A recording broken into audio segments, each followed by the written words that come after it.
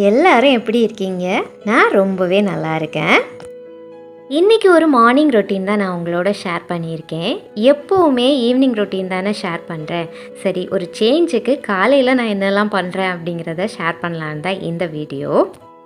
பொதுவாக எனக்கு காலையில் ஷூட் பண்ணுறதுக்கு நேரம் இருக்காது. காலையில் நான் எந்திரிக்கிறதே 7 மணி தான். 8 மணிக்கு ஹஸ்பண்டுக்கு டிஃபன் செஞ்சு பேக் பண்ணி அனுப்பி ஆகணும். ரொம்ப ஃபாஸ்ட்டாக எல்லா வேலையும் பார்க்குறதுனால வீடியோ எடுக்கிறதுக்கு டைம் இருக்காது. சரி, இப்போ வாங்க வீடியோக்குள்ளே போயிடலாம். மார்னிங் எப்பவும் போல் ஒரு கப் டீயோடு தான் டே ஸ்டார்ட் ஆகும். இப்போ கொஞ்ச நாளாக மறுபடியும் பசும்பால் எங்களுக்கு கிடைக்கிது.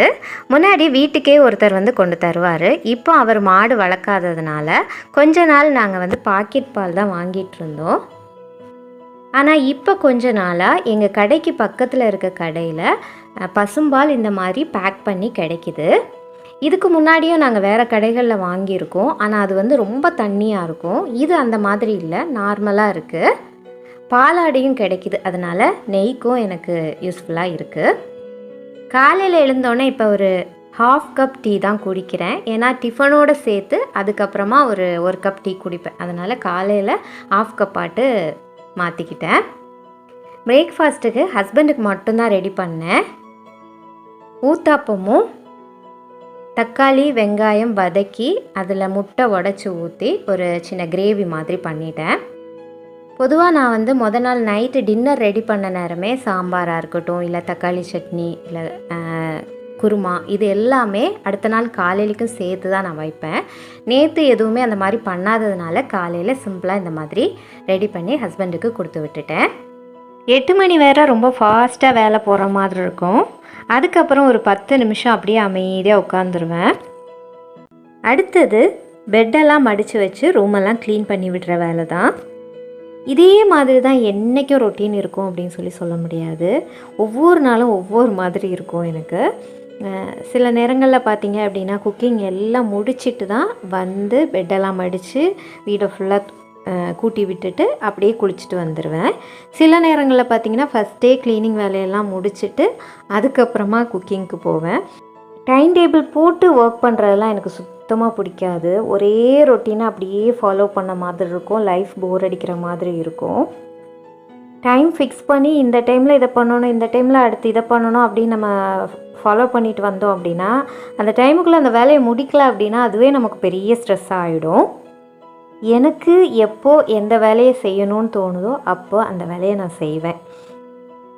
எண்ட் ஆஃப் த டே எல்லா வேலையும் க்ளீனாக முடிச்சிருக்கணும். சப்போஸ் முடிக்கலையா அதுவும் ப்ராப்ளம் கிடையாது, அடுத்த நாள் பண்ணிக்கலாம். நம்ம வீடு தானே, யார் கேட்க போகிறா, அடுத்த நாள் சேர்த்து பண்ணிக்கலாம். அப்படி தான் என்னோடய பாலிசி இருக்கும். வாஷிங்லாம் நாங்கள் 2 பேர் அப்படிங்கிறதுனால 3 days ஒன்ஸ் தான் இருக்கும். இன்றைக்கி வாஷிங் டே, அதனால் வாஷிங் மிஷினில் துணியை போட்டாச்சு. இப்போ என்னோடய பிரேக்ஃபாஸ்ட் டைம். இன்றைக்கி எதுவுமே சாப்பிட வேண்டாம் அப்படின்னு தோணுச்சு. ஒரு கப் டீயும் ஒரு 2 பிஸ்கெட்டும் சாப்பிட்டேன். இந்த பிஸ்கெட்டை இந்த மாதிரி டீயில் முக்கி சாப்பிட்றது எத்தனை பேருக்கு பிடிக்கும் அப்படின்னு கமெண்ட் பண்ணுங்கள். ஐ திங்க் இது நிறைய பேருக்கு சைல்டுஹுட் மெமரியாக இருக்கும். இன்றைக்கி ஹஸ்பண்ட் சூர மீன் தான் வாங்கிட்டு வந்திருந்தாங்க. இங்கிலீஷில் டியூனா ஃபிஷ்ன்னு சொல்லுவோம் இல்லையா, அதுதான். ஒரு பெரிய மீன் வாங்கியிருந்தாங்க. அது 200 ரூபாய் அப்படின்னு சொன்னாங்க. கட் பண்ணியே வாங்கிட்டு வந்துட்டாங்க. இதை இனி க்ளீன் பண்ணி எடுத்து குழம்பு வச்சுட்டு கொஞ்சம் பொரிக்கிறதுக்கும் மாற்றி வச்சுட்டு அப்புறமா முட்டைக்கோஸ் பொரியலும் வைக்கலாம் அப்படிங்கிறது தான் பிளானு. இப்போ உங்களுக்கு ஒரு டவுட் வந்திருக்கும். எல்லாருமே ஒரு ஆர்கனைஸ்டான லைஃப்பை தான் விரும்புவாங்க. இவங்க என்னடா டைம் டேபிள் போட்டு வாழ்கிறது பிடிக்காதுன்னு சொல்கிறாங்களே அப்படின்னு அதுக்கு பின்னாடி ஒரு ரீசன் இருக்குது. என்னோடய ஸ்கூல் அண்ட் காலேஜ் டேஸில் ஃபுல்லாக நான் ஹாஸ்டலில் ஸ்டே பண்ணி தான் படித்தேன். 9th to 12th நான் ஒரு ஸ்கூலில் படித்தேன். அந்த ஹாஸ்டலை ஹாஸ்டல் அப்படின்னு சொல்கிறத விட அந்தமான் ஜெயில் அப்படின்னு சொல்லலாம். ஸ்கூலோட பேரெல்லாம் நான் சொல்ல விரும்பலை. சப்போஸ் அங்கே படித்தவங்க யாராவது இந்த வீடியோவை பார்த்தா ஆட்டோமேட்டிக்காக இதுதானே ஸ்கூலோட நேம் அப்படின்னு கமெண்ட் பண்ணிடுவாங்க. அந்த அளவுக்கு அது அந்தமான் ஜெயிலாக தான் இருக்கும்.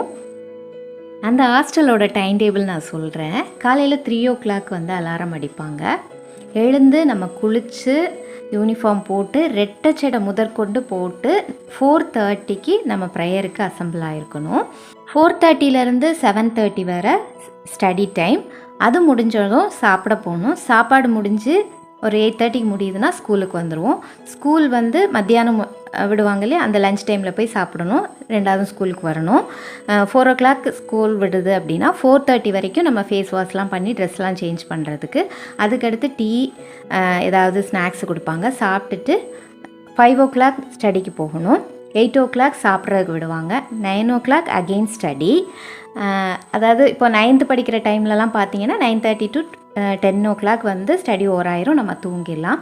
அதே இது 10th 12th அப்படின்னு சொன்னால் 10:30 11 வரைக்கும் ஸ்டடி இருக்கும். அதுக்கப்புறம் போய் நம்ம ரெஃப்ரெஷ் ஆகிட்டு தூங்குவோம். அப்போ தூங்க போகிறதுக்கே 12 மணி ஆகும். அகெயின் 3 மணிக்கு என்ன பண்ணிடுவாங்க, எழுப்பி விட்டுருவாங்க. இதுதாங்க அந்த 4 வருஷமும் time table. Quarterly, half yearly, அப்புறம் வந்து ஆனுவல் லீவு, அப்புறம் பார்த்திங்க அப்படின்னா தீபாவளிக்கு மட்டும் லீவ் விடுவாங்க ஒரு 2 days. இது மட்டும்தான் லீவு. சண்டே கூட இதே ரொட்டீன் தான். என்ன, ஸ்கூலுக்கு போகாமல் ஸ்டடியில் போய் உட்காரணும். அதுதான் சேஞ்சஸாக இருக்கும். எவ்வளோ கொடுமையான விஷயம் தெரியுமா? எல்லார் லைஃப்லேயும் ஒரு வேர்ஸ்ட் டைம்னு இருக்கும் இல்லையா, ரொம்ப கஷ்டமான டைம். என்னோடய லைஃப்பில் எப்போ கேட்டாலும் நான் சாக போகிற நேரத்தில் கூட உன்னோட வேர்ஸ்டான டைம் எதுன்னு கேட்டாங்க அப்படின்னு சொன்னால் என்னோடய 9th நான் 12th வரை படித்த அந்த ஹாஸ்டல் லைஃப் தான் அப்படின்னு சொல்லுவேன்.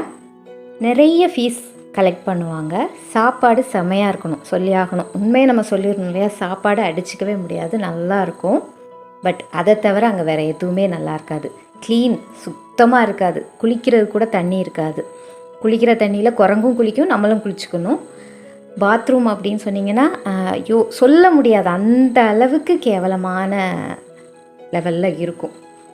இந்த எக்ஸ்பீரியன்ஸ்னால தான் எனக்கு டைம் டேபிள் போட்டு ஒர்க் பண்ணுறது சுத்தமாக எனக்கு பிடிக்காது. அதுக்காக என் வேலைகளை அன்னன்னைக்கு இருக்கிற வேலைகளை நான் கண்டிப்பாக முடிச்சிடுவேன். சப்போஸ் உடம்பு முடியலை அப்படின்னு சொன்னால் சில வேலைகளை அடுத்த நாளைக்குன்னு வைப்பேனே தவிர மற்றபடி என் வேலைகளை அப்பப்போ முடிச்சிடுவேன். நல்ல வேலை, ஆஃப்டர் மேரேஜ் என்னோடய ஹஸ்பண்டுமே சரி வீடு நீட்டாக இருக்கணும்னு நினைப்பாங்களே தவிர இந்த நேரத்துக்குள்ளே இந்த வேலையை நீ முடிச்சு தான் ஆகணும்னு என்றைக்குமே சொன்னது கிடையாது. சப்போஸ் உடம்பெல்லாம் முடியலன்னா நாளைக்கு பார்த்துக்கலாம் விடு அப்படிங்கிற மாதிரி தான் சொல்லுவாங்களே தவிர இன்றைக்கி நீ செஞ்சு தான் ஆகணும் அப்படின்னு சொல்லி எதுவுமே சொல்ல மாட்டாங்க. டைம் டேபிளும் போடவே மாட்டாங்க. என்னை பொறுத்த வரைக்கும் டைம் டேபிள் போட்டு ஆர்கனைஸ்டாக வாழ்கிறது அப்படிங்கிறது ரொம்ப நல்ல விஷயம். பட் அந்த ஆர்கனைஸ்டு லைஃப் நமக்கு சந்தோஷத்தை தரணுமே தவிர நமக்கு ஸ்ட்ரெஸ்ஸை தரக்கூடியதாக இருக்கக்கூடாது அப்படிங்கிறது என்னோட கருத்து. நீங்கள் என்ன நினைக்கிறீங்க அப்படிங்கிறத கண்டிப்பாக எனக்கு கமெண்ட்ஸில் சொல்லுங்கள். மத்தியானம் சூடாக லஞ்சு சாப்பிட்டுட்டு கொஞ்சம் நேரம் இருந்துச்சு. எனக்கு எழுதுகிற ஒர்க்கு கொஞ்சம் இருந்துச்சு, அதையும் முடிச்சுட்டு நெயில் பெயிண்ட் போட்டுட்டு இருந்தேன். வெளியில் பார்த்தீங்கன்னா மழை பெய்கிற சத்தம் கேட்டுச்சு. போய் பார்த்தா நல்லா மழை பெஞ்சிட்டு இருந்துச்சு. கிளைமேட் ரொம்ப சில்லுன்னு சூப்பராக மாறிடுச்சு.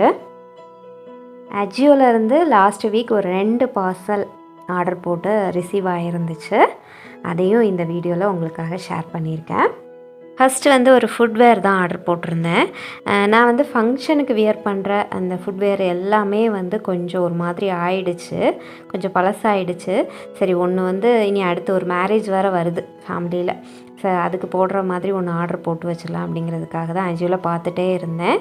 ஸோ இது வந்து கொஞ்சம் ஆஃபரில் இருந்துச்சு, இன்ப்ளூ பிராண்டில் இருந்து. டக்குன்னு ஆர்டர் போட்டு வாங்கிட்டேன். கொஞ்சம் நார்மலாகவே போதும் அப்படின்னு தோணுச்சு இந்த டைம். ரொம்ப கிராண்டாக வேண்டாம், ஸ்டோனெல்லாம் வச்சு ரொம்ப கிராண்டாக வேண்டாம் அப்படின்னு தோணுச்சு. அதே மாதிரி ஹீல்ஸுமே வந்து அளவாக போதும், ஃப்ளாட்டும் வேண்டாம், கொஞ்சம் ஒரு அளவாக இருக்கணும் அப்படின்னு தோணுச்சு. அந்த மாதிரி எனக்கு பிடிச்ச மாதிரி இருந்துச்சு. ஜஸ்ட் ஆர்டர் போட்டிருந்தேன். எப்படி வருமோ அப்படிங்கிற ஒரு எண்ணத்தில் இருந்தேன். பட் எனக்கு பர்சனலாக பிடிச்சிருந்துச்சு. ஸோ அதனால் ரிட்டன் போடலை, எடுத்தாச்சு. இதோட எம்ஆர்பி வந்து 699. இப்போ வந்து அவுட் ஆஃப் ஸ்டாக்கில் தான் இருக்குது. நான் ஆர்டர் போட நேரமே சைஸ் வந்து என்னோடய சைஸ் நம்பர் 2ம் 4ம் மட்டும்தான் இருந்துச்சு. இப்போ வந்து இது அவுட் ஆஃப் ஸ்டாக்கில் தான் இருக்குது. இருந்தாலும் இதோட லிங்க் வந்து டிஸ்கிரிப்ஷனில் கொடுக்குறேன், தேவைப்படுறவங்க செக் பண்ணி பாருங்கள். அடுத்தது வந்து ஒரு லிப் கிளாஸ் தான் நான் ஆர்டர் போட்டிருந்தேன். இப்போ கொஞ்ச நாளாக வந்து மேட் லிப்ஸ்டிக்கோட அந்த கிளாஸி எஃபெக்டில் இருக்கும் இல்லையா லிப்ஸ்டிக்ஸ், அதுதான் பிடிக்குது. மேட் லிப்ஸ்டிக் போட்டுட்டு நம்ம இந்த லிப் கிளாஸ் போட்டோம் அப்படின்னு சொன்னால் நல்ல ஒரு கிளாஸி எஃபெக்டில் கிடைக்கும். அதுக்காக தான் இது ஆர்டர் போட்டிருந்தேன். இது வந்து இன்சைட் பிராண்ட்லேருந்து போட்டிருந்தேன். ரொம்ப அஃபோர்டபுள் தான். இதோட லிங்க்கும் வந்து டிஸ்கிரிப்ஷனில் கொடுத்துருக்கேன், தேவைப்படுறவங்க செக் பண்ணிக்கோங்க. வீடியோட எண்டுக்கு வந்தாச்சு. இந்த வீடியோ உங்களுக்கு பிடிச்சிருக்கோன்னு நம்புகிறேன். பிடிச்சிருந்துச்சுன்னா லைக் பண்ணுங்கள், ஷேர் பண்ணுங்கள், சப்ஸ்கிரைப் பண்ணுங்கள். கூடிய சீக்கிரமே இன்னொரு வீடியோவில் உங்களை சந்திக்கிறேன். தேங்க்யூ ஃபார் வாட்சிங்.